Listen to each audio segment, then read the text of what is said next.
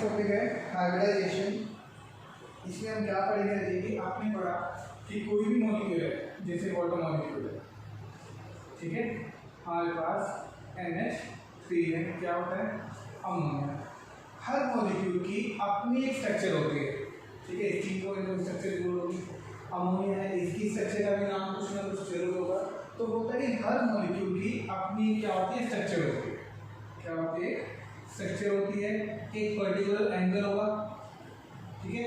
इस सारी चीजों को भी कोई भी मॉलिक्यूल के बीच में एंगल कितना होगा, उसकी लेंथ कितनी होगी, उसका नाम क्या होगा, शेप कैसे होगी, उन सबको जस्टिफाई कौन करेगा, हाइब्रिडाइजेशन का। तो करता है हाइब्रिडाइजेशन। इसका मतलब क्या हुआ, mixing of orbital. Mixing of orbital के नाम से जानते हैं कि आपके पास दुनिया में जितने भी मॉलिक्यूल्स हैं वो कैसे बने, उनमें ऑर्बिटल कौन कौन से इन्वॉल्व हो रहे हैं, आपके पास कौन कौन से फैक्टर हैं, वो सब हमें इसमें पढ़ने को मिलेगा, ठीक है। जैसे सबसे पहले आपको एक एग्जाम्पल देते देखिए, आपके पास एग्जाम्पल है, सपोज कीजिए BeH2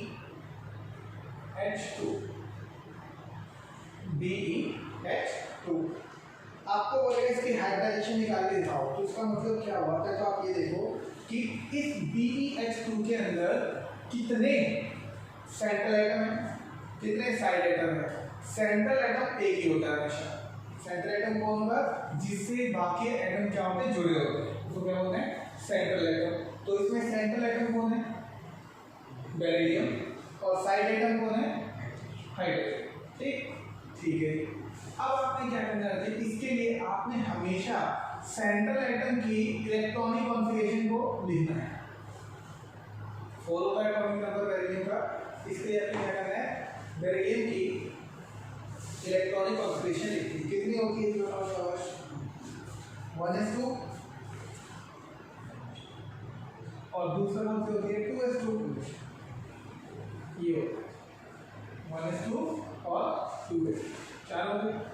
क्या ये आगे एक्साइड कर सकता है, क्या ये आगे एक्साइड नहीं कर सकता, क्यों नहीं कर सकता, 2s के पास 2p वाला कमरा भी तो खाली होता है, या तो L वाले घर के अंदर कमरा खाली नहीं होता, तो क्या ये 2s वाला 2p जा सकता है, बिल्कुल जा सकता है, इधर चला जाएगा। कितने हो गए, और आपको बोला था अब बेरिलियम के अंदर आफ्टर एक्साइटेशन कितने इलेक्ट्रॉन हो गए, 2। कोई भी एलिमेंट कितने बॉन्ड बनाएगा, ये किस बात पर डिपेंड करता है कि उसके पास कितने अनपेयर्ड इलेक्ट्रॉन है। ये पेयर्ड होते हैं और ये क्या होते हैं, अनपेयर्ड इलेक्ट्रॉन होते हैं।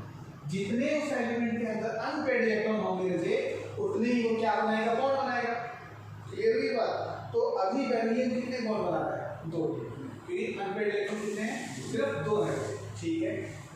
अब बेरिलियम के पास 2 अनपेयर्ड इलेक्ट्रॉन, एक ऐसे लिख दो और एक ऐसे लिख देते हैं, ठीक।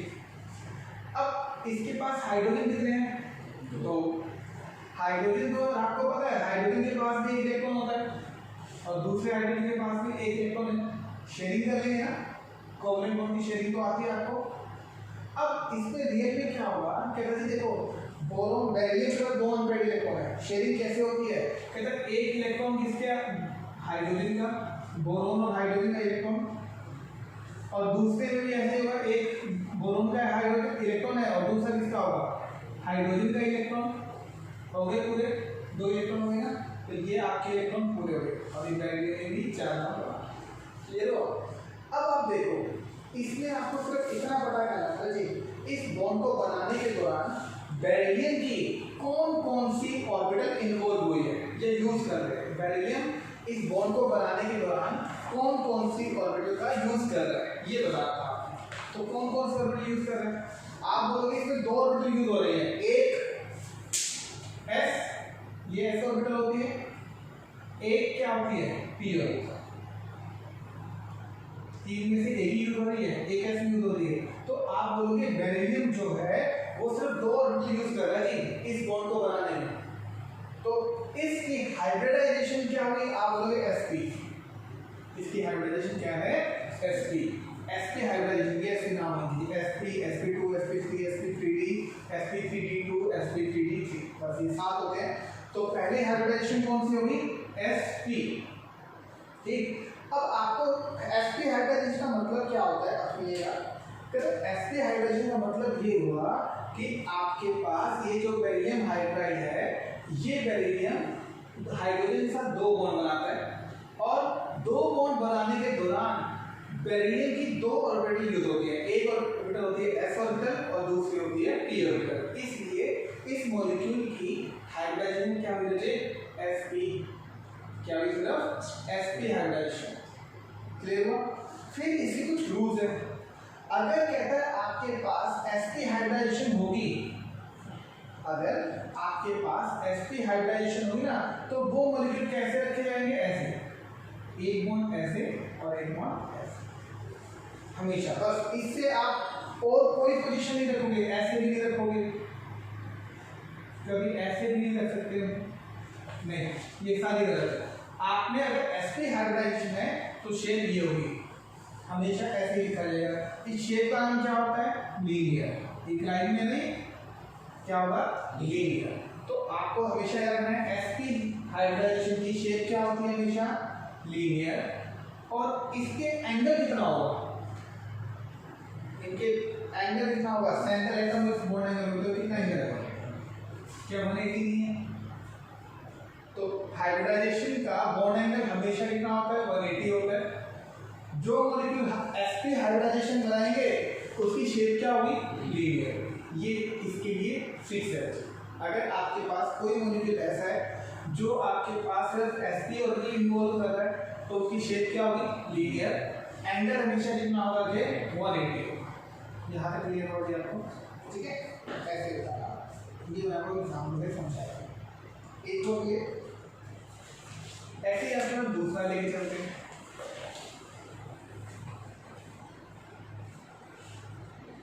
अब आपको एक एग्जाम्पल और लेके चलते हैं, BF3 बोरोन ट्राइफ्लोराइड। ये भी कंपाउंड है।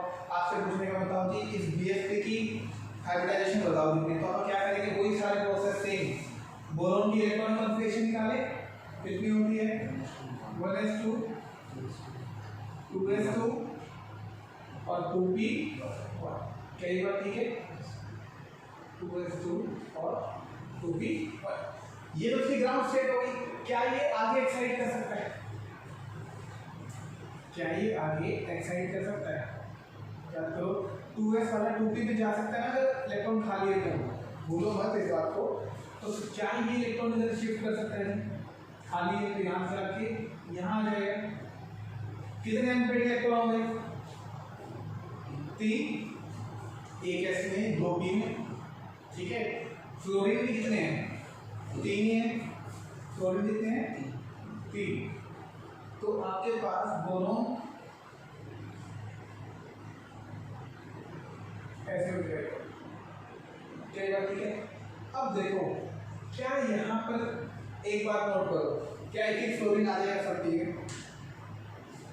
इस बॉन्ड के साथ एक फ्लोरीन का आइटम आएगा तो एक बॉन्ड बनेगा, इधर भी एक फ्लोरीन का आइटम आ जाएगा तो भी एक बॉन्ड बनेगा, और इधर भी एक फ्लोरीन के साथ शेयरिंग करेगा तो बॉन्ड बन जाएगा। तो 3 बॉन्ड बन गए। अब 3 बॉन्ड बन गए हैं, तो आपके पास ये बताओ, BF3 में बोरोन की कितनी ऑर्बिटल यूज हो रही है, 3 ऑर्बिटल होती है। पर कौन कौन सी, नाम लेना आपने को, एक तो s ऑर्बिटल यूज होती है, और 2 एक p वाली, ये वाली, और एक b वाली, 3 होती है ना टोटल। तो एक p 2p, तो इसको बोलेंगे sp2, ऐसे बोलते हैं sp2। एक s ऑर्बिटल और 2 p ऑर्बिटल। वहां पीछे क्या किया था, एक s ऑर्बिटल और एक p, तो नाम होगा sp। अगर एक s हो गया और 2 p हो तो नाम क्या होगा, sp2। तो बोलेंगे ये हाइड्रोजन कौन सी हुई, sp2। यानी कि इसका मतलब इस बोरोन ट्राइफ्लोराइड को बनाने में 3 ऑर्बिटल यूज होती है, एक s ऑर्बिटल यूज होती है और 2 p ऑर्बिटल। ये तो अब अगर इस sp2 के लिए क्या शेप रहेगी, ये फिक्स होती है। मतलब sp2 के लिए शेप हमेशा ये रहेगी, और आप कोई शेप नहीं कर सकते, अपनी मर्जी से कुछ भी नहीं बना सकते। आप ऐसा नहीं करेंगे, नहीं, ये गलत हो गया, ये फिक्स, ठीक है। तो आपके पास sp2 के लिए ये शेप रहेगी। इस शेप का नाम बोलो, इस शेप का नाम बोलो, नाम होगा इसका ट्रायंगुलर प्लेनर। कई ट्रायंगल ही और तीनों प्लेन के अंदर ही होते हैं, तो इसलिए इसका नाम क्या होगा? Triangular planar. तो sp2 वाले का नाम हमेशा क्या होता है? Triangular planar, triangular planar. और इसका एंगल कितना होगा? इन सभी का एंगल सेम है। इसका मान लीजिए, इसका ले लीजिए, इसका ले लीजिए, एक का ही काटे होंगे, कितना होगा? 120 इसका एंगल कितना होगा? 120 120, ठीक है। तो कितना होगा इसका एंगल? 120 डिग्री। क्लियर हो गया? तो sp2 हाइब्रिडाइजेशन का मतलब क्या हुआ? कहते हैं इसका मतलब ये होता है कि इसमें ऐसे मॉलिक्यूल जिसमें एक s ऑर्बिटल और दो p ऑर्बिटल इन्वॉल्व होती हैं, ठीक। फिर आपके पास कहते कि शेप जो होगी वो हमेशा ऐसी होगी, बिल्कुल ट्रायंगुलर प्लेनर। एंगल जो होगा वो हमेशा कितना होगा? 120। एंगल कितना होगा? हमेशा 120, ठीक है। तो इसको बोलते हैं ऐसे ही। हम इसका एग्जांपल करो ना, AlCl3 के लिए। AlCl3 कभी सेम ही रहेगा, आपको भर्ती लगे बना के देखिएगा, इसका भी हाइब्रिडाइजेशन बिल्कुल क्या रहेगा? sp2 ही होगा, ठीक है। क्योंकि इसकी कॉन्फ़िगरेशन और बोरोन की सेम होती है, क्योंकि बोरोन के नीचे ही आता है, तो उसमें यहाँ बस एल्यूमिनियम रहेगा, 3s2 3p1 आ जाएगा, बाकी सब सारा सेम ही है। तो ये दूसरी होगी कौन सी आपके पास? sp2 hybridisation. एक एग्जांपल है CH4, क्या नाम है इसका? मीथेन। अब कहते हैं कि इसका एग्जांपल निकालते हो कार्बन की, इसमें सेंट्रल एटम कौन है? कार्बन। तो क्या रहेगा इसका? बताओ क्या बारिश? 1s2 2s2 और 2p2, क्या ये बात ठीक है?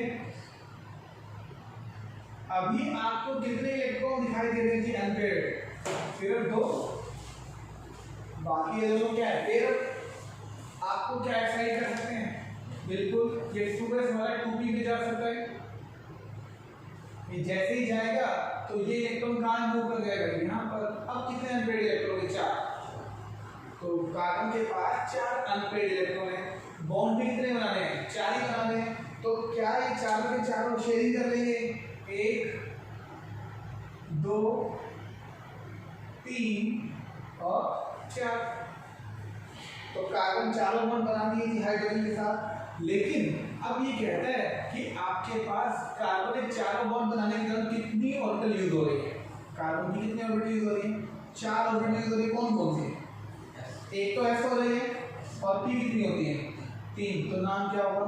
sp3। तो CH4 कौन सी हाइब्रिडाइजेशन शो करेगा? कहते हैं sp3। कौन सी शो करेगा? कहते हैं sp3 हाइब्रिडाइजेशन शो करेगा, ठीक है। अब इसके लिए शेप वगैरह क्या होगी? कहते हैं इसके लिए शेप फिक्स होती है जी। कार्बन एक यहाँ रहेगा, तो ये होगा H, 1H 2H और ऐसे ये फिक्स है। इस शेप का नाम मतलब है टेट्राहेड्रल, नाम याद रखिएगा, tetrahedral.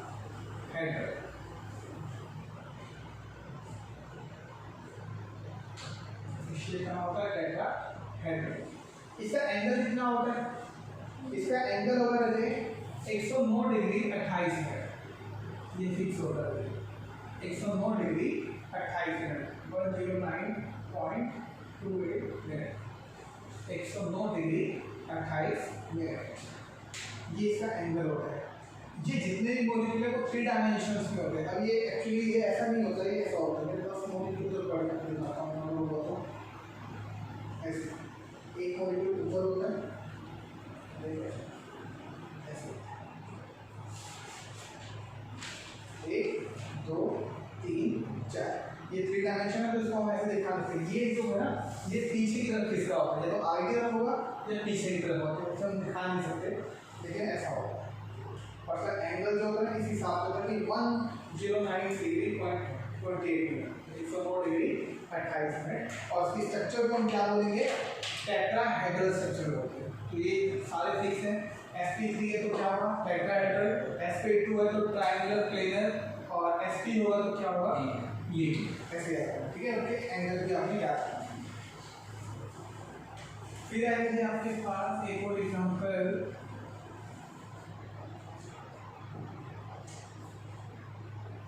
PCl5, PCl5 phosphorus pentachloride, phosphorus pentachloride. इसके लिए क्या करेंगे हम, चलिए फॉस्फोरस आपके पास 15 होता है, इसका एटॉमिक नंबर लिखिए, नियॉन 10 तो यही होता है, मैं आगे इसका नहीं लिख रहा हूँ। फिर होगा आपके पास 3s2, फिर यहाँ पर होगा 3p3 और 3d को बने बड़े बड़े होंगे 3d ऐसे था। क्या अब कोई एक्साइटेशन की पॉसिबिलिटी है? क्या ये 3s वाला 3d में जा सकता है? बिल्कुल जा सकता है। जैसे ये 3d वाला 3s वाला 3d में जाएगा, कितने अनपेयर्ड इलेक्ट्रॉन हो गए? 5 हो गए। बॉन्ड भी कितने बनाने हैं हमें? 5 ही बनाने। जैसे ही बॉन्ड बनाने हैं तो उतने क्या हो गए? कितने क्लोरीन? 1 क्लोरीन, 2 3 4 और 1 5। फॉस्फोरस सभी 5 के साथ बॉन्ड बनाएगा। अब आपसे ये पूछेगा कि बताओ इसमें कितनी कौन सी ऑर्बिटल इन्वॉल्व हुई हैं बॉन्डिंग के दौरान फॉस्फोरस की? तो कितनी हुई है बोलो? एक s हुई है, 3 p ऑर्बिटल यूज हो रहे हैं और एक d ऑर्बिटल। एक s ऑर्बिटल यूज हो रही है, 3 p ऑर्बिटल और एक d ऑर्बिटल। तो इस हाइब्रिडाइजेशन को अपन क्या बोलेंगे? sp3d के नाम। क्या बोलेंगे इसको? sp3d के नाम से जाना, ठीक है, ऐसे बोलेंगे इसको। फिर आएगी इसकी शेप क्या होती है? कहते हैं sp3d के लिए हमेशा ऐसा लिखा है, जो सेंट्रल एटम होता है हमारा फॉस्फोरस वो यही रहेगा, एक ऊपर और नीचे लाइन और 3 5 लाइन नहीं ना, जितनी ऑर्बिटल होती है ना, ये जितने हाइब्रिडाइजेशन यूज होते हैं उतनी ही लाइंस बनानी है आपको। 5 हो गई, 1 और 3 4 हो गई 5, तो हमने 5 लाइन बना दी, ठीक है, अभी 5 हो गई। अब कहते हैं आपके पास 5 लाइन है, पांचों सीएल आ जाएंगे, 1 2 3 4 और 5। इस शेप का नाम होता है trigonal bipyramidal. Trigonal bipyramidal. Trigonal क्यों बोला इसको? इसको थोड़ा देखो, इस पॉइंट को देखो, ट्रायंगल, इसको बोलेंगे ट्रायंगल, ट्रायंगल बोलते, ट्रायंगल बोलते, एक ही बात है। ट्रायंगल बाइपिरामिडल का मतलब एक लाइन ऊपर की ओर है और एक नीचे की ओर। एक्चुअली ऐसा होता है,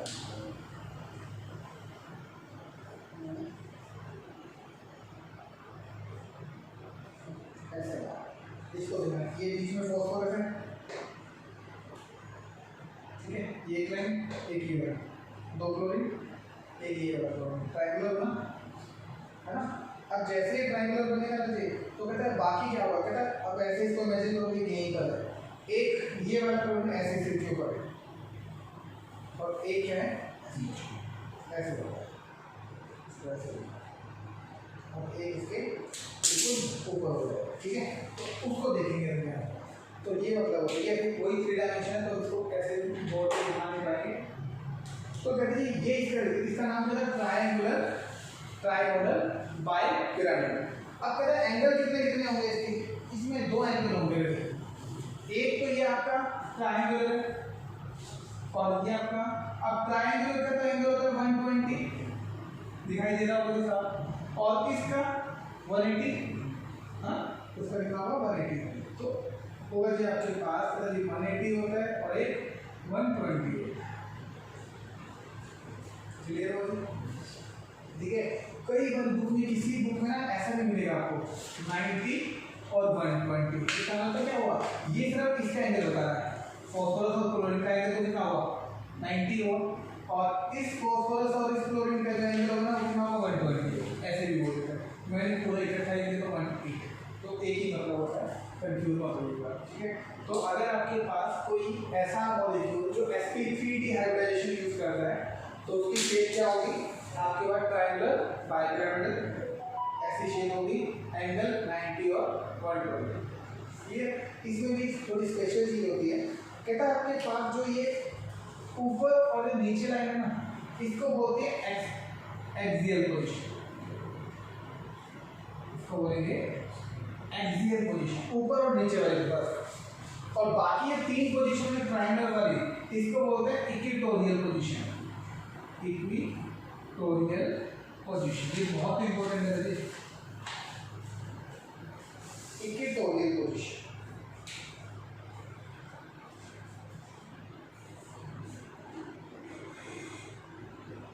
एक होती है आपके पास एक्सियल पोजीशन और एक होती है आपके पास इक्वेटोरियल। ठीक है, तो ये था आपके पास sp3d। तो sp3d क्या होगा कि जब आपके पास कोई भी मॉलिक्यूल होगा उसमें आपको पता चलेगा कि पांचों ऑर्बिटल यूज हो रही है, तो क्या होगा वो sp3d हो जाएगा। ठीक, नेक्स्ट है आपके पास एक एग्जांपल और करते हैं।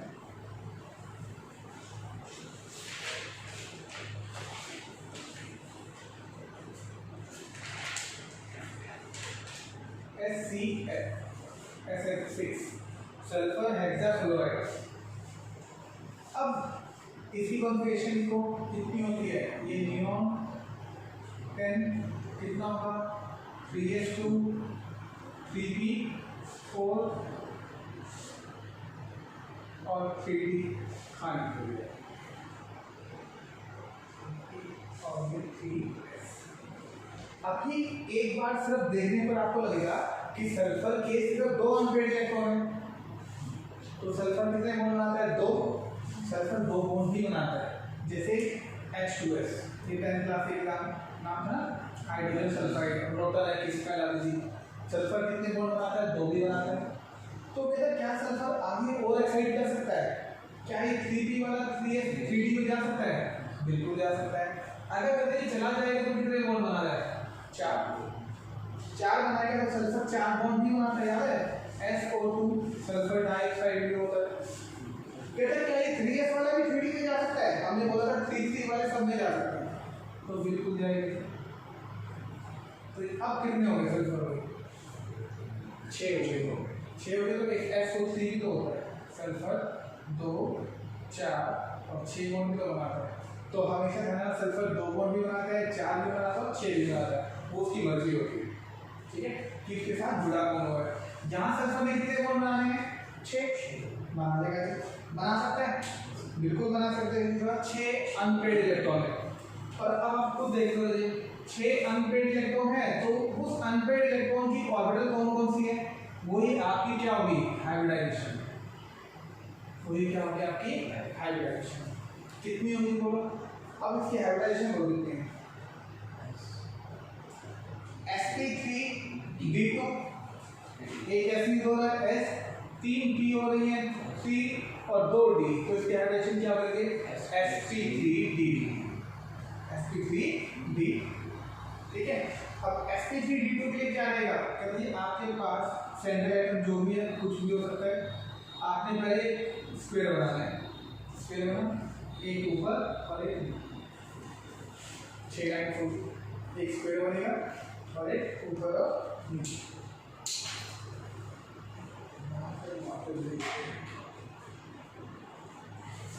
इस तरह से निकालो कि हमें ट्रायंगल बना देंगे।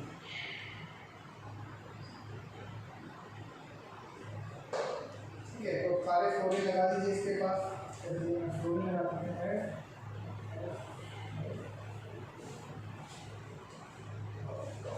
ये हो जाएगा। ठीक, तो इसका नाम क्या होता है, इसका नाम होता है ऑक्टाहेड्रल। क्या नाम है इसका,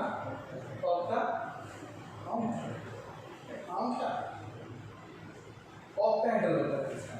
और फिर सारे एंगल कैसे होंगे, 90 डिग्री, सारे एंगल क्या होते हैं 90 डिग्री। अब ये कैसे होता है, जैसे इसको प्लेन बुक है ऐसे समझो, ये आपकी बुक है, यहाँ पर बिल्कुल सेंटर पे पॉइंट है, सल्फर है, सल्फर पे 1 2 3 4, यानी बुक के बिल्कुल सेंटर में सल्फर गया और बुक के चारों कॉर्नर पर फ्लोरीन है। क्लियर हुआ? ऐसे बिल्कुल सेम। और एक 5वां बॉन्ड ऐसे ऊपर, ये वाला ऐसे नीचे ऊपर, और एक ऐसे नीचे, ऐसे। ये एक परफेक्ट ऑक्टाहेड्रल शेप। ये बाकी 4 ऐसे फ्लोरिंग फिगर है, ठीक है? क्या बोलेंगे? ऑक्टाहेड्रल। और इसीलिए इसका एंगल जो है 90 डिग्री, आप किसी भी एंगल से देखो 90 डिग्री होगा, ठीक है? यहाँ से इधर से इधर से इधर से सबसे 90 डिग्री होगा, ठीक? तो sp3d2 के नाम क्या होता है? ऑक्टाहेड्रल। एंगल क्या होगा इसका? 90 डिग्री। नाम उसका 90 डिग्री, ठीक है? एक और है लास्ट,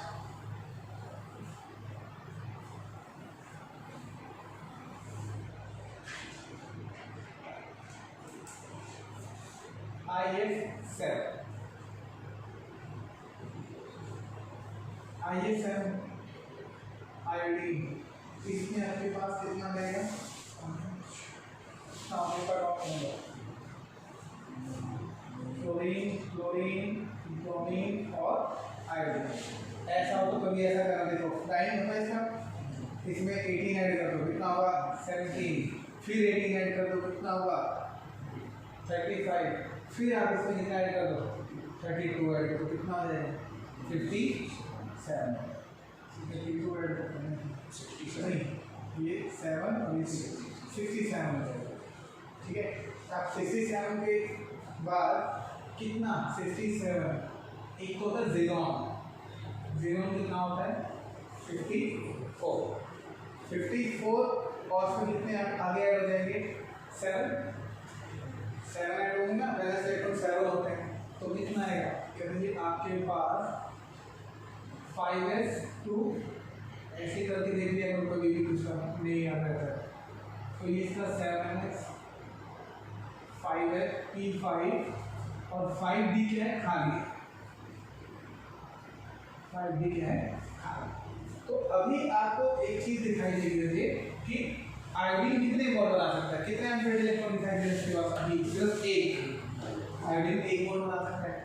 क्या आगे ओवर एक्साइटमेंट हो सकती है? कहता है आगे इलेक्ट्रॉन शिफ्ट कर सकता है, 5p वाला इलेक्ट्रॉन शिफ्ट करेगा, बिल्कुल करेगा। कितने बॉन्ड बनाता है आयोडीन निकालकर? 1 2 3। आयोडीन जो है वो एक बॉन्ड भी बनाता है, 3 भी बनाता है। एक और चला जाएगा तो कितने हो जाएंगे? 5 बॉन्ड भी बनाता है। एक और शिफ्ट हो जाएगा तो कितने हो जाएंगे? 7 बॉन्ड भी बनाता है।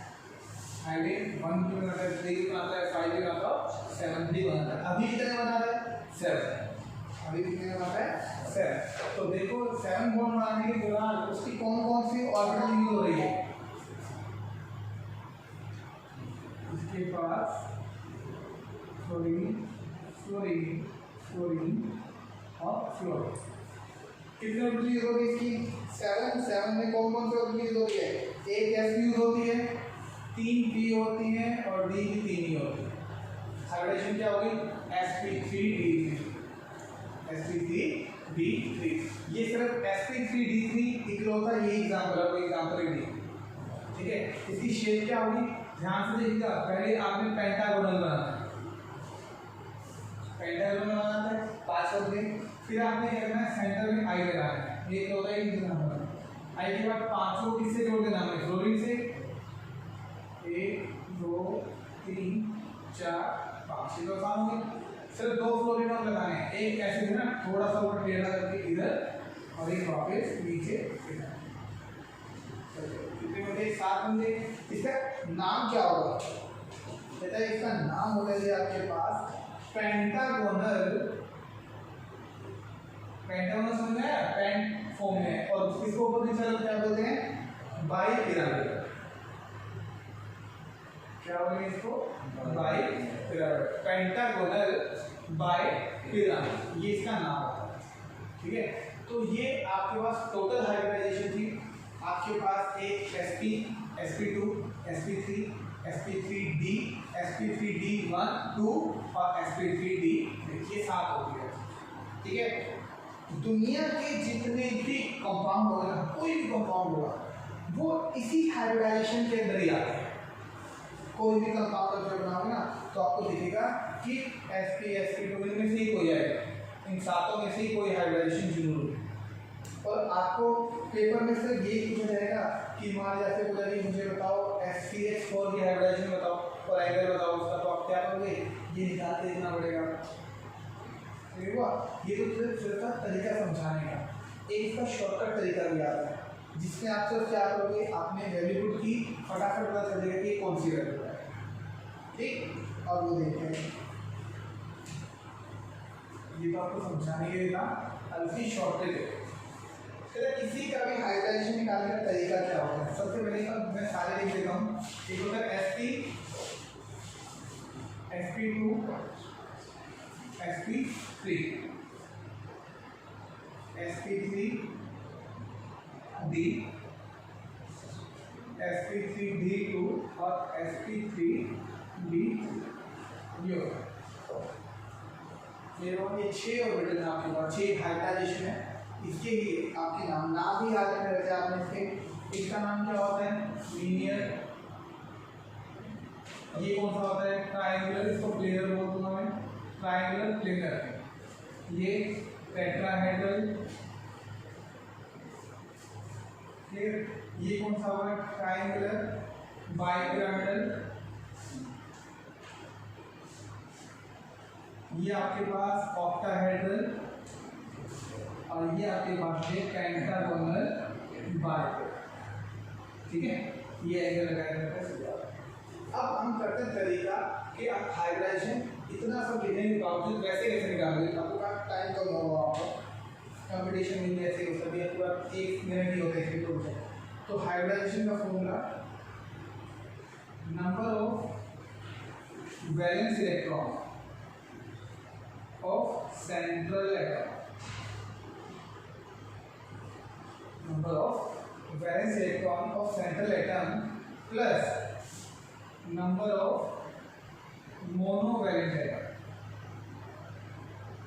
number of monovalent atom by 2 correct. इस फॉर्मूले से आप किसी भी हाइब्रिडाइजेशन को फाइंड आउट किया जा सकता है।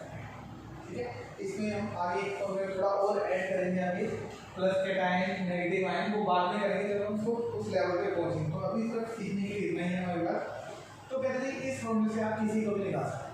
ठीक है, अब पहले उनका मतलब समझना है कि valence electron of central atom, number of monovalent atom क्या होता है। तो एक एग्जांपल कुछ भी ले लेते हैं, मान के लेता हूं CH4, दोबारा CH4 लेके इस फॉर्मूले से पुट करते हैं।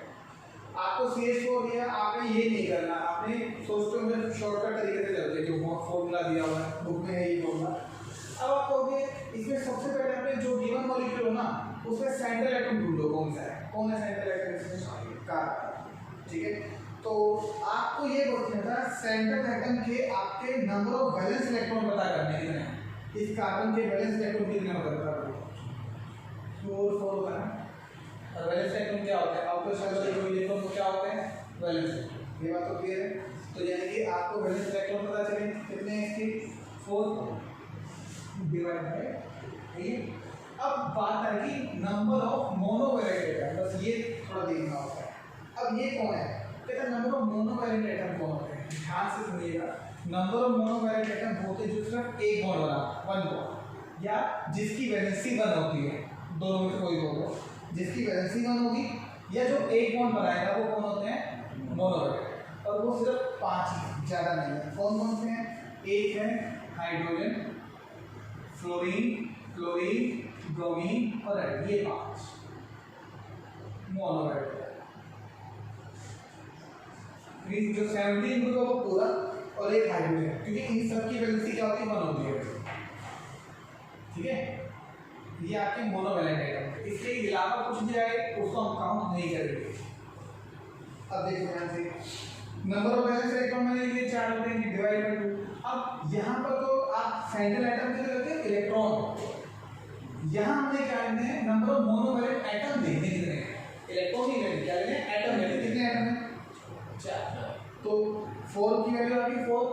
नंबर ऑफ मोनोवैलेंट एटम कितने दे दी, 4 है, डिवाइड बाय कितने हैं, 2। ठीक है, कितना आंसर आया, 4। अब आप खुद चेक करो, 4 से आप क्या समझोगे कि 4 ऑर्बिटल है, कितने ऑर्बिटल हैं, 4। पहले SI ही आएगी, फिर P कितने आएंगे, 3 आ जाएंगे, टोटल कितनी ऑर्बिटल होगी 4। तो ये हाइब्रिडाइजेशन क्या होगी,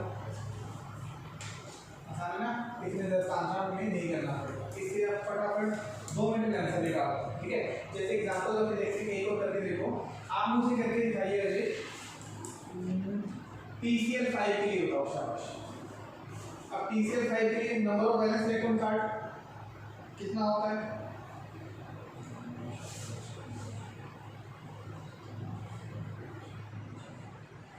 इसके लिए नंबर ऑफ वैलेंस इलेक्ट्रॉन कितना होगा, फास्फोरस के लिए 5 होता है।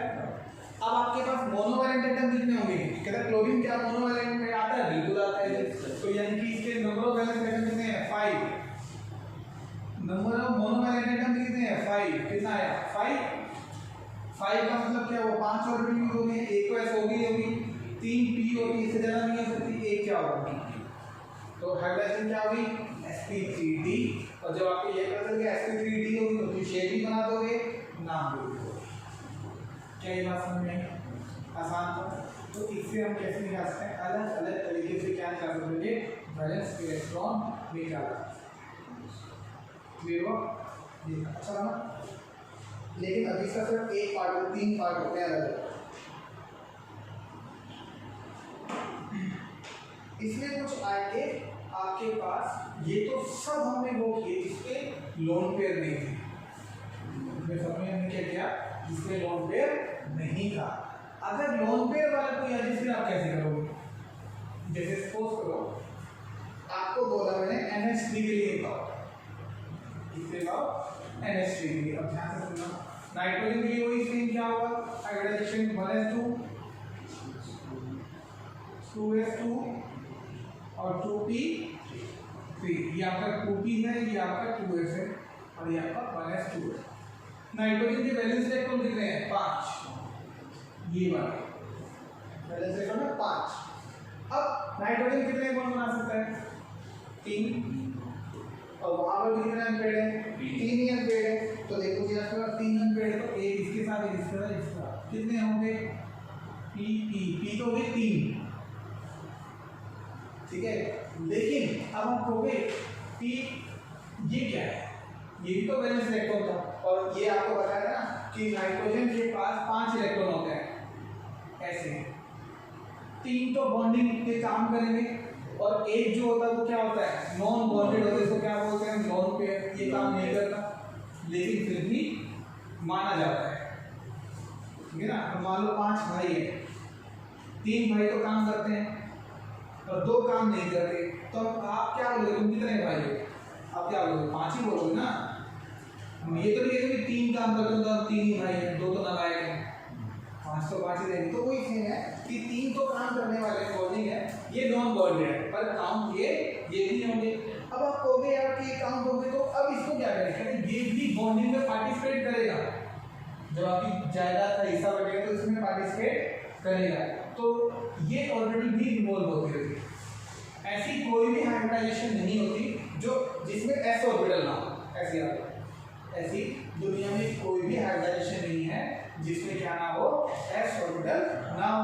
तो एक s तो होगी क्योंकि नॉन लॉन्ग पेयर वाली थी, यूज नहीं हो रही, लेकिन 3 क्या है p, तो इसकी हाइब्रिडाइजेशन क्या होगी sp3, इसकी हाइब्रिडाइजेशन क्या होगी sp3, ठीक है। अब इधर भी आ जाओ, इधर भी देख लेते हैं, इस फॉर्मूले से भी करके देखते हैं, हाँ क्या पे इससे आने करता हूँ। फिर इसके वैलेंस इलेक्ट्रॉन कितने होते हैं, चेक करो 5 होते हैं, वैलेंस इलेक्ट्रॉन 5, मोनोवैलेंट एटम कितने हैं 3, कितने हो गए 4 के लिए क्या होते हैं sp दोनों से, ठीक है। अब sp3 और sp3 तो में क्लियर करना बहुत काम की चीज है, यही मेन है, ये चीजें बहुत आसान है। आपका एक एग्जांपल था CH4, याद है, इसकी हाइब्रिडाइजेशन क्या थी sp3, उसकी स्ट्रक्चर में क्या है, मैंने आपको बोला 4 लाइन होती है ऐसी, सेंटर में कुछ भी हो सकता है लेकिन 4 लाइन ऐसे ही आएंगी, क्लियर। ये CH4 के लिए मैंने हाइड्रोजन ऐसे लगाने पड़े, 4 की 4 लगाएंगे, लेकिन मैं कहता हूँ मेरे पास NH3 है और NH3 की हाइब्रिडाइजेशन क्या है sp3, अब sp3 है तो इसके भी नाइट्रोजन का सेंटर एटम आवे तो इसके भी बॉन्ड कितने दिखाने पड़ेंगे, 4 लाइन दिखानी पड़ेगी। पर अब थोड़ा ध्यान देना, लाइन तो 4 दिखाती है पर नाइट्रोजन बॉन्ड कितने बनाता है, 3 कितने बनाता है, 3, एक हाइड्रोजन, 2 हाइड्रोजन और एक 3 हाइड्रोजन। एक लाइन खाली रहेगी, वो खाली क्यों रहेगी याद करो, क्योंकि इसने काम नहीं किया, इसने बॉन्ड नहीं बनाया, इसकी वजह से खाली रहेगी। ठीक है, तो यहाँ पर हम लिख देंगे ये किसी काम के लिए 2 इलेक्ट्रॉन, यहाँ ये क्या है आपके लॉन्ग पेयर, कहना चाहिए आपका लॉन्ग। ठीक, अब थोड़ी सी कंफ्यूजन सुनिएगा, आप बोलोगे CH4 और NH3 इनकी हाइब्रिडाइजेशन क्या है दोनों की, तो आप बोलोगे दोनों की हाइब्रिडाइजेशन क्या है, sp3, हाइब्रिडाइजेशन क्या है sp3। ठीक है, लेकिन दोनों की स्ट्रक्चर क्या है, दोनों की स्ट्रक्चर क्या है, तो कहते हैं दोनों की स्ट्रक्चर थोड़ी अलग अलग है। कैसे, कहते देखो ये 4 बॉन्ड बनाता है तो नाम होता है टेट्राहेड्रल, लेकिन ये यहाँ पर 3 बॉन्ड बनाता है, एक लाइन नहीं बनाता, तो इसका नाम क्या टेट्राहेड्रल हो सकता है, हम लोग बिल्कुल नहीं हो सकता। नाम डिपेंड करता है स्ट्रक्चर के ऊपर कि कितनी बॉन्डिंग में लगा हुआ है। और हाइब्रिडाइजेशन में ये रूल है, आप जो जो बॉन्ड बना रहे हैं ना उनके लाइन लेंथ काउंट करो, उसके अकॉर्डिंग नाम दे रहे हैं। तो यहाँ पर ये वाला तो लेंथ यूज ही नहीं हो रही, ये वाला बॉन्ड तो आपके अकॉर्डिंग जो इसमें को ये छुपा लो, सिर्फ ये वाली यूज हो रही, तो ये क्या बनेगा, एक टाइप की होता है पिरामिडल शेप बन जाती है। क्या होती है, पिरामिडल। तो इसकी जो शेप होगी ना वो क्या होगी, ट्रायंगुलर पिरामिड, ट्रायंगुलर पिरामिड। अब 2 बातों को ध्यान से सुनो, दोनों की हाइब्रिडाइजेशन सेम है पर दोनों की स्ट्रक्चर सेम नहीं है। क्यों नहीं है, उसकी लॉन्ग पेयर की वजह से, उसके लॉन्ग पेयर की वजह से। देखो तो आपके पास 2 मॉलिक्यूल की स्ट्रक्चर सेम हो सकती है, सॉरी हाइब्रिडाइजेशन सेम हो सकती है, बट जरूरी नहीं है कि शेप भी सेम हो। शेप डिपेंड करेगा उसके बॉन्डिंग के ऊपर। अगर सारे बॉन्ड बनाते हैं तो जो नाम लिखवाए वही नाम होंगे, लेकिन अगर एक lone pair, 2 lone pair, extra lone pair जैसे नाम चेंज हो जाएंगे। जैसे ये आपको एग्जांपल, ये ऐसे कर लो, जैसे सपोज करो आपके पास 2 भाई, 2 रियल ब्रदर, ठीक है, एक CH4 है और एक NH3 है। इन दोनों के फादर का नेम क्या हुआ, रियल ब्रदर सेम है, तो वो फादर का नेम क्या हुआ आपका, हाइब्रिडाइजेशन, दोनों की हाइब्रिडाइजेशन सेम। लेकिन अगर सोचो ये दोनों काम क्या करते हैं, क्या जरूरी है वो दोनों सेम काम करेंगे, एक डॉक्टर है एक इंजीनियर है, कुछ भी हो सकते हैं दोनों।